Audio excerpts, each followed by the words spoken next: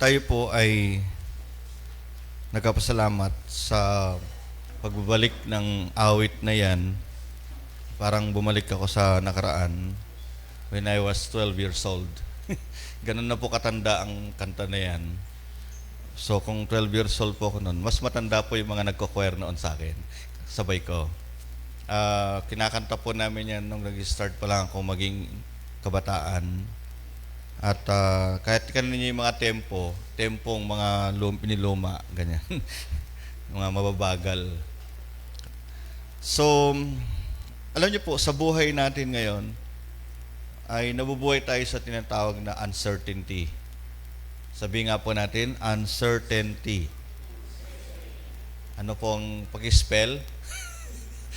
Hindi. Ang Tagalog po niyan ay walang katiyakan, walang kasiguruhan. Paggising mo lang ng umaga, may plano ka pero hindi mo alam kung mangyayari. Minsan, meron ka ng inisip pero hindi pa pala yun ang nangyayari.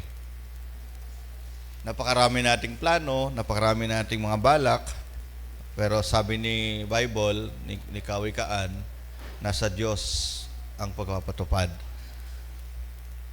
Yung mga disciple, sinabihan sila ng Panginoon, sabi niya, mag-ready na kayo, aalis tayo, pupunta tayo sa kabila, sa ibayo. Alam ng mga disciple ang itinerary ng Panginoon. Meron silang meron silang sunod-sunod na lugar. Ang maganda sa mga disciple, lagi silang sumusunod sa Panginoon. Kung ano sasabihin ng Panginoon, ginagawa nila. Ganyan po sila. So, sumakay sila ng bangka at dito ko lang medyo naguluhan kasi yung kahapon, yung devotion kanina kahapon na umaga, dagat ang nabanggit. Dito naman sa Mark, lawa. Ano ba talaga? Mamaya, naging batya na lang yan. Yung sumakay sila ng bangka at doon ay sabi ng Bible ay sinalpok sila ng malalakas na alon. Ayan, kapag Kapampangan ka, halon. Ayan, sinalpok sila ng alon. At nagkaroon sila nagkagulo sila ng komosyon na sa lakas ng sumasalpok na alon ay natakot sila. Na kapag gumawa sila ng kanilang mga aksyon, siyempre may 4 na mangingisda doon na magaling mangisda, sanay sa dagat, lumaki sa pangingisda. Siguro sila ang nagtitimon ng bangka at sila ang gumaasikaso. Pero natalo sila ng 8. 12 sila eh. 4 yung magaling sa pangingisda, pero dahil mas marami yung takot, 8, eh parang nadaig yung kanilang kagalingan. Minsan may ganyan eh, yung napakagaling mo pero yung the rest, hindi nagniniwala sa'yo. Kaya man nangyari, tataob talaga yung bangka. So, sa takot nila, ay parang nagkaroon sila ng fear and doubt. Alam nyo, yung takot, nandyan yan talaga sa atin. Kahit ikaw pa yung pinakamatapang na tao sa buong mundo, sa ayot sa gusto mo, may takot yan. Meron ako nabasang libro, yung daw pinakasiga sa tundo, na walang kinakatakutan, kay bala, kay pana, pero nung malapit na daw siyang mamatay, takot na takot siya. Kaya nga sila tumatakas. Ang takot po ay natural, natural na response ng ating katawan, ng ating isip. Yun lang pong kinapkap mo yung bulsa mo, tinignan mo yung wallet mo, ang natitira mo na lang pera ay 100, meron ka pang gagastusin na 1 linggo, di ba't nagkaroon ka rin ng takot? Paano na yan? Ano na kayo mangyayari sa amin? Napakasimpleng takot, pero sabi nga, kumikilos ito, may epekto ito sa buong buhay natin. Kaya yung iba, ang ginagawang source ay mag-isip ng pwedeng hihinga ng tulong. Ang takot po ay may 2 level. Yung mild fear at saka yung strongest fear. Yung sumakay ka ng zipline, takot ka sa mataas, at ikaw ay nahimatay, strongest fear mo yon. Tawag natin doon, phobia.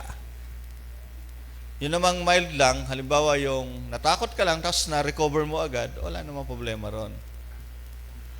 Nung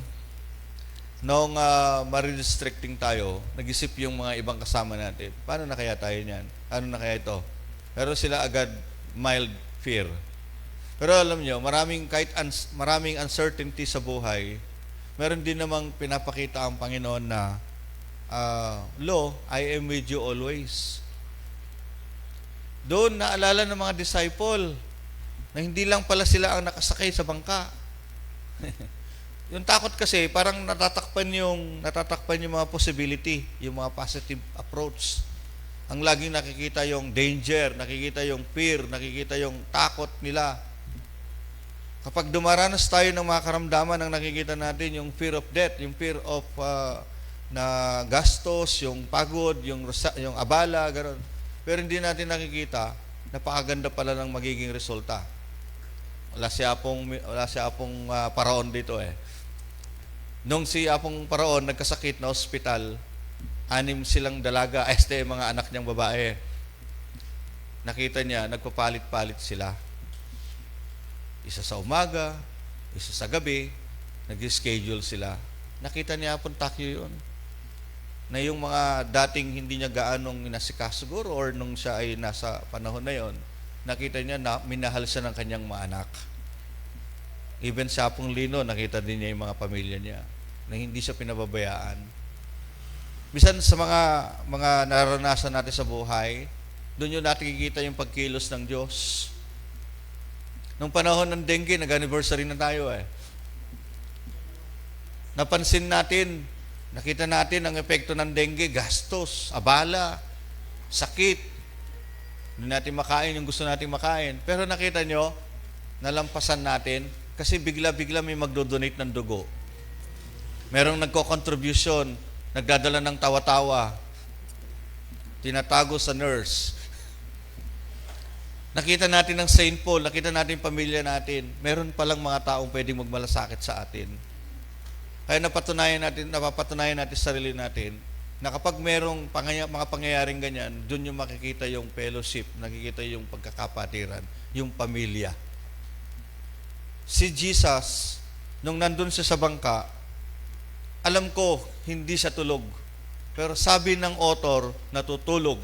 Isipin mo, basahin niyo uli yung Biblia, sinasalpok ng laalon ang bangka at pumapasok ang tubig, halos mapuno na ito. Kung halos mapuno na ito, makakatulog ka pa ba? Yung salitang halos mapuno na ito, ibig sabihin may tubig yung bangka. Saan siya natutulog? Sa sulok daw. Saan ba pupunta ang tubig? Sa sulok. Alam niyo yung shape ng bangka, di ba pag ganyan siya? Saan siya natutulog dyan? Dito? Ako naniniwala ko, inaantay ng Panginoon ang mga disciple na magtiwala sila sa Kanya. Nalimutan ng mga disciple na ang sinasakyan nilang bangka ay nandoon si Jesus. Imagine na lang natin, ito yung bangka, ang St. Paul UMC.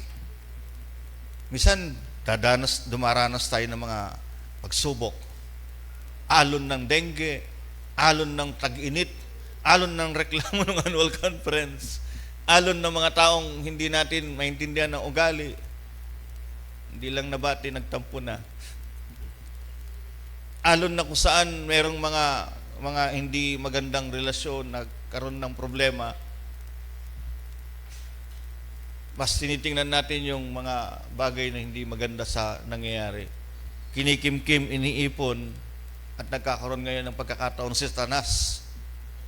Si Satanas na laging nandyan sa tabi natin, hinihintay tayo at iuudyokin tayo na, ay, huwag ka nang magtiwala dyan sa Panginoon mo, walang ginagawa yan. Ay, huwag ka nang maniwala sa mga nagba-Bible study na yan, tinobola ka lang yan. Ganyan si Satanas. Wala siyang kapangyarihan, wala siyang power, pero meron siyang bulong, meron siyang udyok, meron siyang influence. Gagamitin niyang lahat ng paraan, ma-discourage lang kayong lahat. Alam niyo po, isang bagay na ginagawa pa niya, kakontsaba niya pa yung mga virus at saka mga bakterya. Ini-invite niya sila, dito kayo, punta kayo rito. Pasakin natin ng dengue ang St. Paul. Pasukin natin siya ng mga fake news. Yung narinig mo dito, hindi pala yun ang sinabi, tapos biglang binalita sa iba, hindi naman pala yun ang sinabi, nag-away tuloy sila. Musan, ganyan si Satanas. Gumagawa siya ng paraan para i-break niya yung isang church na matatag. Kaya si Secretary Duterte hindi nakatiis eh. Nag-resign dahil hindi siya matatag. Hindi niya nakayanan ng ang pag-i-snub ni Lisa Marcos. Yung parang napaka na. Okay, so tayo mga kapatid, tayo ay nasa isang bangka. At ang bangka natin ngayon ay ang United Methodist Church. Bahala na yung Baptist, bahala na yung mga born again, bangka nila yon. Pero tayo, nasa isang bangka tayo. At ang bangka na ito ay may mga kapitan, ang ating obispo. At ang bawat kapitan, meron siyang tinatawag ng mga coordinators, at yun yung ating mga DS. At bawat isa sa atin ay tripulante. May kanya-kanya tayong task. At itong bangka na ito ngayon, mga kapatid, ay meron pang mas malaking bangka, ang tawag natin doon, barko. At itong barko at itong bangka na to ay nasa isang dagat din. Pero hindi tayo binobomba ng China. Ito ngayon ay dumadaan ngayon sa napakalaking mga alon. Inaalon po ang United Methodist Church sa buong mundo. Nadadamay din po tayo. Ang masakit, meron pa tayong liit-liit na alon din. At yung alon na yun, sinasalpok ngayon ang ating distrito, ang ating annual conference, ang ating United Methodist Church. Napakaraming sumisigaw, pagbabago, pagbabago. Kumapit kayo, kumapit kayo. And the captain is ordering every coordinator to do this, to do this, to do this. Alam nyo, isang naramdaman ko sa mga pagkakataon na yan, yung parang, nasaan ang Panginoon? He is in our discussion. If God is speaking to us, sabi ko, nagsasalita ba talaga ang Panginoon ngayon? O baka naman gusto lang ng tao yung mga bagay na to? Ako naman, napakalaki ng aking role din doon sa bagay na yon. Malaki din ang role ni kapatid Hazel. Sabi ko nga, hindi mawawala ang pamilyang bidad sa sitwasyon eh. Kasi siya ang secretary namin during that time. Pero, nakalimutan din nating lahat. Pero alam naman ng iba eh. Kaso, they focus themselves on the waves and dangers. But Jesus was inside the boat. Si Jesus ay nasa boat. Kaya siguro ang Diyos natin ay Jesus. Yan.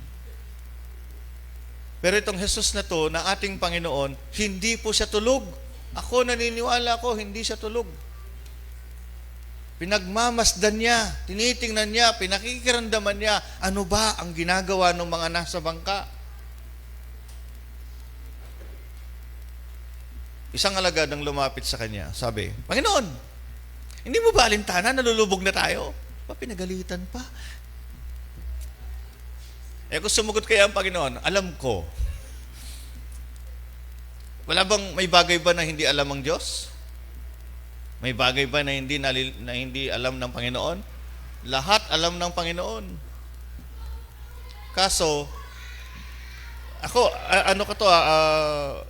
parang anticipation ko lang, inaantay ng Panginoon na itong mga disipulo ay tumawag sa Kanya.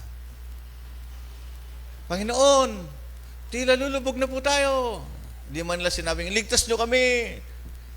Kasi pag nalunod sila, malulunod din si Jesus. Di ba? Pag nasira yung bangka, lumubog yung bangka, sino kasama nila? Papayagan ba ng Panginoon na lumubog yung bangka? Hindi ba't siya ang Panginoon ng dagat at ng hangin at ng lahat ng bagay? Papayaan pa ng Diyos na lulubog ang United Methodist Church? Papayagan ba ng Diyos na ang kanyang iglesia ay mawala? Ano nyo, ang positive way ng separations and divisions ay hindi po negative. Kukwentuhan ko yun ng konti. Sa Amerika, nung mag-umpisa ang Methodist group doon, ang pangalan natin ay Methodist Episcopal Church. MEC. Merong puti at merong itim na miyembro. Hindi magkasundo. Ang tingin ng mga puti sa mga itim ay sinumpa. Ang tingin naman ng mga itim sa mga puti ay mga ang tawag doon, mga anak ng demonyo, gano'n. Kasi pang alipusta, mga gano'n. So nagkaroon ng separation. The Methodist Episcopal Church and the Methodist Episcopal South. So nag-divide. From two, nagkaroon ng mas maraming pang divisions. Hanggang noong 1968, nagkaroon ng kasunduan ng ibang mga malalaking churches within the Church, United Church of Brethren, nagkasundo na magsama-sama at binuo ang United Methodist Church. Makita niyo yung positive doon? Lumawak po ang misyon ng Panginoon. Division is not a negative approach.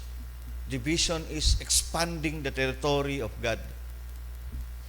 Meron akong nakita na positive way ng tinatawag na divided.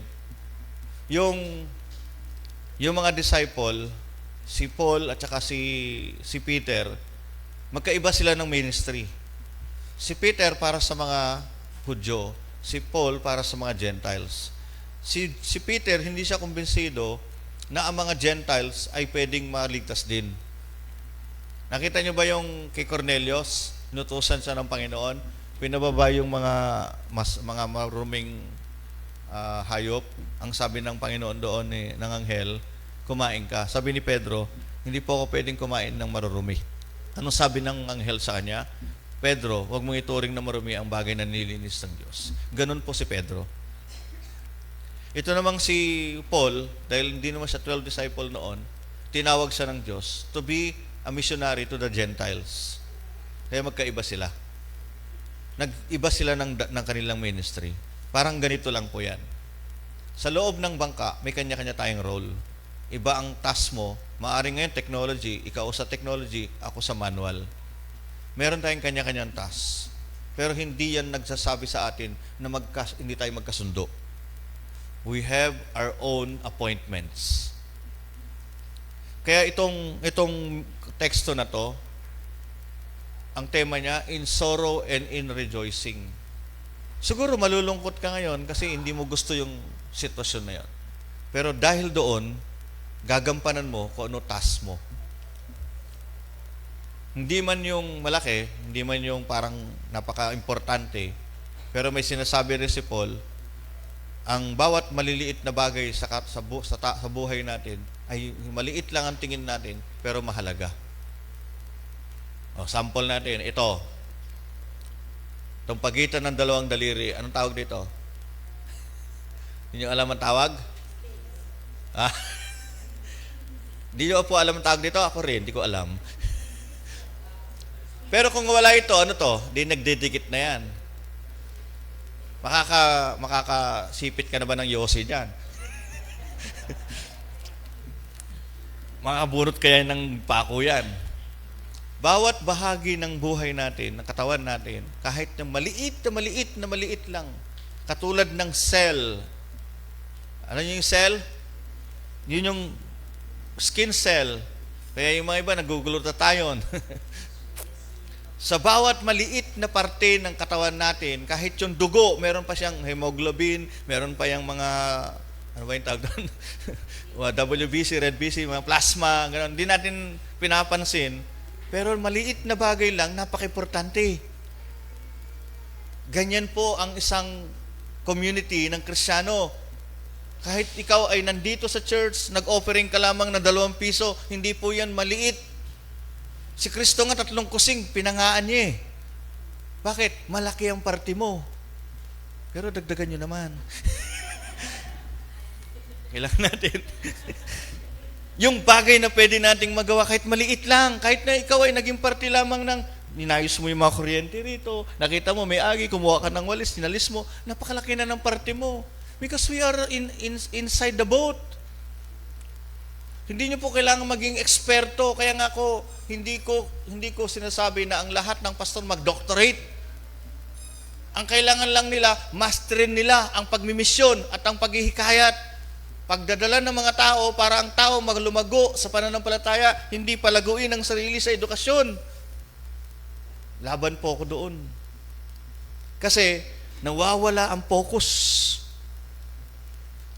Nung nag-report po ang statistic kay Pastor Roel Salvador, ang chairman doon, pinansin ko yung pagbagsak eh. Pero ang pinapansin kasi nila, yung galing ng statistician. Napakagaling ng statistician, ganito, ganyan. Inaanga nila. Gusto pang bigyan ng allowance, 10,000. Pero hindi natin napapansin from 6,000 to 4,000 na lang ang membership. Why? What happened? Sabi nung isa nag-comment, kasi po mali po yung mga statistic noon. Hindi ako after doon sa mali o tama yung statistic. Ang tinitingnan ko doon, ano ang gagawin pa natin? Kung lahat ng tao magpapakadalubhasa lamang sa kanilang edukasyon, paano na yung mga taong hindi nakakaintindi sa English? Pagalingan ba ng English ang usapan sa pagmimisyon? Hindi. Tingnan niyo yung mga saksi ni Jehovah. Akala niyo yung mga nakabihis na yon, mga bachelors yon? May uncle ako doon, tricycle driver. Ang asawa niya stroke. Tapos pag nagbihis, makakurbata, kulang na lang, Amerikana, mukha na siyang executive officer. Pero imagine, nagabahay-bahay. Yung kayang doctorate, magbabahay-bahay. Yung kayang tapos ng mataas na kalagayan sa lipunan, mag-house to house, kapatid, tanggapin mo si Jesus. Mamaya sabi niya, ayoko. Aalis na, bahala ka sa buhay mo. Ganun na yan, no? Dapat ang training natin mga yan, mga kapatid, sinabi ko na sa council, our conference here coming, nakapokus po ko doon sa mission evangelism. Hindi ako kontento. Sabi ko sa last year sa inyo, tandaan nyo, hindi ako kontento sa number nyo. Tignan ngayon, no? Madaming mga bakanting upuan. Makakulang tayo ng visitation team. Ako po, personally, sa sarili ko lang, hindi ko kayang bisitahin kayong lahat eh. Mamaya, na-stroke na rin ako. Kaya ganoon na rin ako. Tulungan niyo naman po ako. Itong kasama ko, mukhang iba na ngayon ang focus niya. Si Pastor Julius, liliwanan naman ako. Siyempre, busy din yung iba sa trabaho. Pero bigyan natin ng time. Kanya-kanya tayo ng task. Gawa-gawa tayo ng task. Huwag nating hayaan lumubog ang barko. Meron tayong Hesukristo na kasama natin. Huwag kayong matakot. Kaya nga, ang nasa isip ko ngayon, sabi ko nga, magbibigay ako ng bagong program, mag-fit in natin ang sarili natin saan tayo pwede. Pagkatapos, kanya-kanya tayo ng lubid ng hihilain para makausad ang ating barko. Naniniwala ako na ang St. Paul UMC ay inihahanda ng Diyos sa mas malaking bagay. Mas malaking trabaho, mas malaking misyon. At gusto ko pong ang lahat ay kasama. Medyo unti-untiin lang natin ang pagbaba. Ngayon, panghuli na ako kasi pupunta pa kami ng isang nangapalang. Ang barko po na sinasakyan ng Panginoon ay nasa gitna ng lawa. Pero anong sabi ng Panginoon nung bumangon siya? Sinabi ba niya, shut up? Sabi ba niya, tumigil ka. Ang sabi lang niya ay, tigil. Sa English, be still. Pumayapa ka. Minsan, sa mga taong takot, maraming mga dinadaanan sa buhay, nawawala ang kapayapaan. Tolero, desperado, discouraged. Alam mo, pag ang tao, ganun ang kanyang naranasan, kahit anong mabuting sabihin mo, wala. Alam mo, kapatid, kaya mo yan. Hindi mo yan. Gagano ba? Kaya si Patkat tumalon sa building. Kapkat pala, kapkat. Tayo po, mga kapatid, Kapag nakaranas kayo ng anumang pagsubok ng buhay, pumunta ka sa kwarto mo, isara mo yung pinto, lumapit ka sa Panginoon, iyakin mo, iyak mo lahat. Kaya gusto ko sanang gumawa tayo ng isang prayer room dito eh. Yung pwede kayong pumasok, kasi baka nahihiya kayo sa bahay nyo, iwan natin yung susi dyan, ibubulong ko lang kung kanino ko po pwedeng ibulong, pumasok kayo sa loob ng church, umiyak kayo rito, kahit magangalngal kayo maghapon, mailabas nyo lang sa Panginoon yung nasa loob nyo. Sa Korea po, meron silang tinatawag na prayer rooms. Every morning, nagpe-pray sila ng may iyak talaga. Kasi, sa buhay natin, napakarami nating naranasang mga pain. Baka pwedeng minsan, iiyak mo lahat sa Panginoon. At mararamdaman mo, marirelax ka. Kasi sa atin, kapag minsan, pag sasabihin mo sa mga malas mo sa buhay, na mayroon kang nararamdaman, mamaya makarinig ka pa ng, tumigil ka nga! Ganyan lang yan. Ibis na ma-uplift ka, lalo kang nabigatan. Kaya minsan maganda yung punta ka sa church. Parang ginawa ni Ana, yung naghihingi siya ng anak. Sabi niya, Panginoon, bigyan niyo po ako anak. Pag binigyan niyo po, itatalaga ako sa templo. Tapos sabi ni Samuel, lasing ka yata Ana, umuwi ka na. So, ganun po, yung punta ka sa templo, punta kayo sa church, mag-pray kayo. So, sa Panginoon, gusto niyo po yun. Lumapit tayo sa Kanya. Sara mo yung pinto sa inyo. Manalangin ka, umiyak ka, lahat sabihin mo sa Panginoon. Kahit tumulo pa yung sipon mo, huwag mo alalahanin. Si Lord, ang gusto niya po yung parang sabihin mo yung totoo para sa Kanya. Ako, pag sinasabi ko yung mga ano ko sa Kanya, ang laging nararamdaman ko parang tugon ng Panginoon, magtiwala ka lang, alam ko ginagawa ko. Kaya sa buhay natin ngayon, pagpasok nitong conference here, kailangan po natin ng mga prayer warriors. We need prayer warriors. Kailangan po natin ng prayer. At matuloy tayong magtiwala sa Panginoon. Huwag niyo pong intindihin na tataob ang bangka. Hindi papayagan ng Diyos. Kasi kasama natin si Jesus. Kasama natin ang Panginoon at handa po siyang tumugon sa mga panalangin natin. Patibayin natin ang pananampalataya natin. Huwag tayong matitinag. Huwag tayong lalayo sa Panginoon. Sa pangalan ng Ama, Anak at Espiritu Santo. Amen.